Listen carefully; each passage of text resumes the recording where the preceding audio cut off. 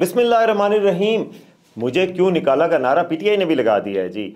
और शेर अफजल मरवत बहुत खुलकर बोल पड़े हैं पार्टी के हवाले से, और कितने खतरनाक साबित हो सकते हैं पीटीआई के हवाले से ये बताएंगे। दूसरा आपको बताऊंगा कि अमेरिका से एक तशवीशनाक खबर आई है, डोनाल्ड लू की जगह एक ख़तरनाक तैनाती हुई है, और वो पाल कपूर की तैनाती हुई। और पाकिस्तान के मुखालिफ पॉलिसीज़ के हवाले से काफ़ी मुखालफत करते रहे हैं। वो कितनी ख़तरनाक पाकिस्तान के लिए तैनाती है, वो कौन है, इस हवाले से भी बात करेंगे। इसके अलावा नवाज शरीफ साहब क्यों नहीं और तैयब अर्दवान के इस्तकबालिये में शरीक हुए, वो तो उनके बड़े दोस्त भी थे, तो क्या वजह बनी है, इस पर भी बात करेंगे। और सुप्रीम कोर्ट के साबिक मतलब चीफ जस्टिस के जो साबिक उम्मीदवार थे जस्टिस मंसूर अली शाह, आज वो खुलकर बोल पड़े हैं कि अगर मेरे खिलाफ रेफरेंस आया तो मैं क्या करूँगा। इस हवाले से उन्होंने बात की है। ये भी बड़ी दिलचस्प बात है कि आज कल आर्मी चीफ बोले थे और आज जस्टिस मंसूर सहाफ़ियों के साथ बात करते हुए बोल ही पड़े, और बड़ा तनाव का माहौल रहा। नए जजेस आ गए सुप्रीम कोर्ट में, क्या हो रहा है ये भी बताएंगे। सबसे पहले इस चैनल को सब्सक्राइब करें कि बताएं आपको कि दुनिया में क्या हो रहा है और क्यों हो रहा है। अच्छा जी, सबसे पहले तो आपको ये बताएं कि अमेरिका में बड़ी ख़तरनाक तैनाती हुई है। डोनाल्ड लू जिस जगह थे ना साउथ एशिया के लिए, उनके जो फॉरेन ऑफिस में, वो जनाब उस जगह पे उन्होंने एक इंडियन नयाद शख्स हैं पाल कपूर, वो फॉरेन पॉलिसी के एक्सपर्ट हैं, उनको तैनात किए। अब वो उन्होंने पाकिस्तान के हवाले से भी किताबें लिखी, उन्होंने 4-5 किताबें लिखी हैं, पाकिस्तान के ख़िलाफ़ रहे हैं, पाकिस्तान के ख़िलाफ़ किताबें लिख चुके हैं। उनकी तैनाती को बड़ा ख़तरनाक करार दिया जा रहा है वाशिंगटन में और इस्लामाबाद में, और अभी तक इस पर कोई बाज़ाब्ता रद्द-ए-अमल तो नहीं दिया गया, लेकिन चूँकि वो पाकिस्तान मुखालिफ मशहूर हैं, तो डोनाल्ड लू ने तो वो अमरीकी साजिश के इल्ज़ाम जो इमरान खान ने लगाया था वो डोनाल्ड लू थे। डोनाल्ड लू तो पाकिस्तान के खिलाफ इतनी बात नहीं की थी जितनी सख्त बातें इन्होंने कर रखी हैं। तो ये पाकिस्तान के लिए कितना होगा। अभी तक दफ्तर ख़ारजा को कोई उस पर रद्द-ए-अमल नहीं आया, लेकिन दफ्तर ख़ारजा का एक बात पर रद्द-ए-अमल आया है कि कल मोदी जी जो गए, भारतीय वज़ीर-ए-आज़म नरेंद्र मोदी और ट्रंप से मुलाकात हुई, तो उसमें पाकिस्तान के हवाले से भी उन्होंने कहा जी पाकिस्तान क्रॉस बॉर्डर टेररिज्म ख़त्म करे, बम्बई और पुलवामा वाले जो लोग हैं उनको हमारे हवाले करे, दहशतगर्दी को ख़त्म करे। अब अमेरिका और भारत की प्रेस कॉन्फ्रेंस में पाकिस्तान का क्या ताल्लुक है। इंडिया उस वक्त बहुत वो करता था नाराज़गी का इजहार, जब पाकिस्तान और अमेरिका की कोई इसमें बाहमी बातचीत में कश्मीर का जिक्र है। वो कहता था जी ये this is our bilateral issue, we should resolve it bilaterally, no one has the right to interfere in Pakistan India relations. अभी क्या हो गया मोदी जी, और अभी क्यों अमेरिका को बीच में इन्वॉल्व कर रहे हैं। तो अब पाकिस्तान के लिए पीटीआई तो कहती थी ट्रंप आएगा तो पता नहीं पाकिस्तान के लिए बड़ी बहारें आएंगी, खान साहब भी आ जाएंगे, लेकिन पाकिस्तान के लिए तो बुरी खबरें आना शुरू हो गई हैं। अब ये जो तैनाती है पाल कपूर की, अब ये क्या गुल खिलाएंगे, क्या आगे करेंगे, ये तो आने वाला वक्त बताएगा। लेकिन ये एक ख़तरनाक किस्म की तैनाती करा दिया जा रहा है। फॉरेन पॉलिसी के जो एक्सपर्ट समझ रहे हैं कि पाकिस्तान के लिए कोई ये नेक शगुन नहीं है। अब आगे क्या होता है ये देखा जाएगा, लेकिन पहले ही जॉइंट एलामिया आया जिस पर दफ्तर ख़ारजा ने अफसोस का इजहार किया कि एक तरफा तौर पर आप बात कर रहे हैं। आप बलूचिस्तान में जो इंडिया कर रहा है उस पर कोई बात नहीं कर रहे। कुलभूषण यादव इधर से पकड़ा गया है ना, कुलभूषण यादव पे क्यों नहीं कर रहे। जो स्टेट टेररिज्म बांग्लादेश में करवा रहा है इंडिया, जो इंडिया कनाडा में पकड़ा गया है और बाकायदा तौर पे एक्सपेल किया गया और कनाडा ने मामला उठाया, अमेरिका में पकड़ा गया है कि दूसरों को कत्ल करवाने, अपने जो मुखालफिन सिख रहनुमा हैं उनको कत्ल करवाने में इंडिया, पाकिस्तान में पकड़ा गया। पाकिस्तान में रॉ ने खुद तस्लीम किया कि कितने कत्ल करवाएँ पाकिस्तान में, लाहौर में टारगेट किलिंग करवाई है, कराची में, लाहौर में, मुख्तलिफ शहरों में, इधर बाराको में भी करवाई थी।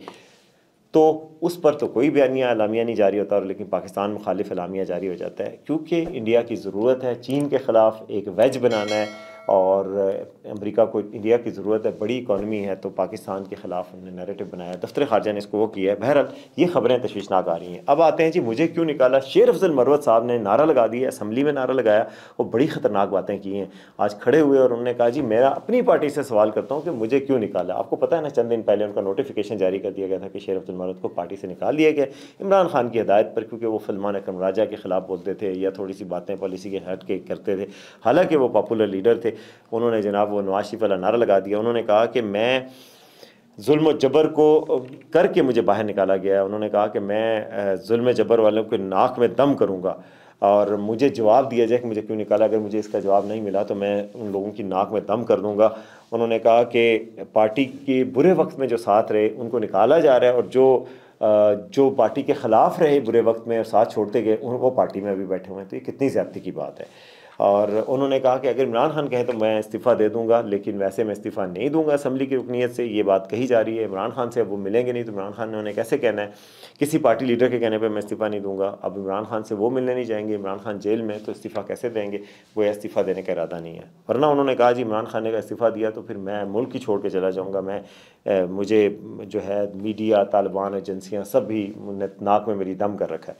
तो ये शेर अफजल मरवत जो है वो पार्टी के अंदर भी थोड़ा सा अफसोस का इज़हार किया जा रहा है कि शेर अफजल मरवत जैसे बंदे को, जो कदावर लीडर था, लिटरली भी कद उनका लंबा है, लेकिन बातचीत में, वायरल होने में, ये चीज़ बयानिए के महाज पर और दिलेरी के महाज पर वो काफ़ी आगे थे। अब पार्टी के पास ऐसा कोई लीडर नहीं बचा बाहर जो इस तरह की बात कर सके। खान साहब तो जेल में है, बाकी बाहर लीडरशिप है वो ऐसी शेर अफजल की तरह दबंग बात नहीं करती। तो ये पार्टी के लिए भी बड़ा नुकसानदेह समझा जा रहा है। तो आज उन्होंने प्रेस कॉन्फ्रेंस भी की, बाकायदा बातचीत भी की, साफ़ियों से भी गुफ्तगू की, और उन्होंने कहा मेरी ज़बान खुल गई है, अब मैं बात करूँगा, और उन्होंने फिर बात की। अच्छा, आप आते हैं जी उस खबर की तरफ कि जी क्यों निकाला है नवाज शरीफ क्यों नहीं आए, क्यों निकाला से वही याद आता है मुझे, क्यों निकाला। नवाज शरीफ ने नारा लगाया था जब उनको निकाला गया था सुप्रीम कोर्ट की तरफ से।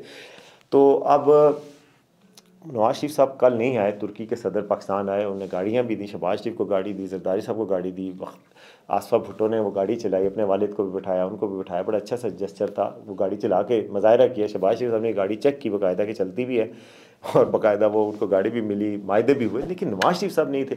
सब लोग इस पर मुख्तलिफ थ्योरियाँ पेश कर रहे हैं। अच्छा, हमारे लाहौर के रिपोर्टर हैं आरिफ मलिक, उन्होंने कहा जी नवाज शरीफ साहब की तबीयत थोड़ी नासाज थी, नज़ला, ज़ुकाम, फ्लू। हालांकि नवाज शरीफ साहब का मास्क मशहूर है, लेकिन मास्क पहन के ही आ जाते, लेकिन वो नहीं आए, तो वो इस तबीयत की ख़राबी की वजह से नहीं है। हालांकि वैसे वो सूबाई लीडरशिप से मिल रहे हैं, लोगों को बातचीत कर रहे हैं, काबीना में नए अरकान शामिल किए जा रहे हैं, हर डिवीज़न से नवाज शरीफ की हिदायत पे हो रहा है। नवाज शरीफ की हिदायत पे ये हो रहा है कि जो उनसे मुलाकातों के बाद जो लोकल लीडरशिप के साथ उन्होंने ये फैसला किया, तजावज़ात के जो मुतासरीन हैं, जिनकी रेडियाँ हटाई जा रही हैं तजावज़ात में, उनको रोज़गार दिया जाए, कि किसी गरीब को बेरोज़गार ना किया जाए। तो नवाज शरीफ इधर क्यों नहीं आए? कुछ कंस्पिरेसी थ्योरी वाले ये कहते हैं कि जी नवाज शरीफ साहब को जानबूझ के हाई प्रोफाइल इवेंट से दूर रखा जाता है। मरियम नवाज तो कल आई थी, उन्होंने कहा भी कि मैं नवाज शरीफ की बेटी हूँ, आपको सलाम दे रहे थे, लेकिन खुद नहीं आए। इससे पहले बेलारूस के सदर ने भी बड़ा नवाज शरीफ का जिक्र किया था कि मैं उनका बड़ा दोस्त हूँ और ये वो, लेकिन नवाज शरीफ उनसे नहीं मिले। तो कहते हैं कि जानबूझ के जी नवाज शरीफ साहब को हाई प्रोफाइल इवेंट से दूर रख रहा है। कौन दूर रख रहा है, क्यों रख रहा है, ये अभी तक जवाब सामने नहीं आया, लेकिन ये एक बात है। अच्छा जी, आखिरी खबर आज की, और वो बड़ी मज़ेदार खबर है। आज सुप्रीम कोर्ट में चले जजेस तो तैनात हो गए, लेकिन जस्टिस मंसूर अली शाह बोल उठे। साफ़ियों ने उनसे बात की, उन्होंने उसका जवाब भी दे दिया, और आज वो उनका आमना सामना भी हुआ। जस्टिस यहिया अफरीदी जो उनके पुराने दोस्त, बिज़नेस पार्टनर भी हैं, इकट्ठा चैम्बर खोला था, तो लेकिन आपस में तलखी और सामने रही, और एक दूसरे को कतरा के गुजर गए, कोई खुशगवार कह के नहीं लगाए। वीडियोज़ वहाँ से आई हैं, जस्टिस मंसूर अली शाह बैठे हुए हंस रहे हैं, जस्टिस मोहसिन अख्तर कियानी भी थोड़ी मुस्करा से रहे हैं, लेकिन ज़ाहिर उदासी तो होगी। और बल्कि एक तस्वीर तो वो आई जिसमें जस्टिस मुनीब शाह जो हैं वो उन्हें सर हाथ में पकड़ा हुआ है, और एक रिपोर्टर है मरियम नवाज़, हमारी कुलीग हैं जियो की, वो कह रही थी इस पर कैप्शन दें। तो कैप्शन उस पर क्या है कि हसरत इन कुंचों पे है जो बिन खिले मुरझा गए। और जस्टिस मंसूर अली शाह से फिर साफ़ियों ने पूछा कि भाई आप सुना है आप काम नहीं कर रहे, क्योंकि चीफ जस्टिस ने कहा था कि जी कॉर्पोरेट अफेयर्स के मामलात वगैरह पे ये जजेस काम नहीं कर रहे। तो उन्होंने, साफ़ी ने पूछा कि आप काम नहीं कर रहे। मंसूर अली शाह साहब ने कहा सुप्रीम कोर्ट की वेबसाइट से देख लें, सबसे ज़्यादा रिपोर्टेड केस किसके हैं, डिस्पोजल रेट सबसे ज़्यादा किसका है। हुकूमती मशीर ने कहा कि वो सीनियर जज के खिलाफ रेफरेंस दायर करेंगे। ये सवाल उनसे किया गया कि हुकूमती मशीर राना सनाउल्लाह ने कहा कि वो 2 सीनियर जजों के खिलाफ रेफरेंस दायर करेंगे। उन्होंने कहा आने दें, जब कुछ गलत नहीं किया तो डरना क्या। जस्टिस मंसूर अली शाह ने कहा मैं नहीं डरता, रेफरेंस जब आएगा तो देखी जाएगी, कुछ गलत किया ही नहीं तो रेफरेंस का डर क्या है। उन्होंने कहा किसी से कोई ज़ाती अनाद या इख्तलाफ नहीं, कमरे में मौजूद हाथी किसी को नज़र ना आए तो क्या कर सकते हैं। तमाम जजेस के साथ मुलाकात होती है, इकट्ठे चाय भी पीते हैं, जो उसूली मौक़िफ़ है वो हमारा अपना है। जस्टिस मंसूर अली शाह ने कहा, तो यानी गोया वो बोल पड़े हैं, लेकिन यह है कि कर कुछ भी नहीं सकते, मजबूर हैं फल्ला, कुछ कह भी नहीं सकते, चुप रह भी नहीं सकते। तो ये था जी आज का वी टॉक। उम्मीद है आपको पसंद आएगा, अपने कमेंट से ज़रूर आगाह कीजिएगा और देखते रहें आज का सच।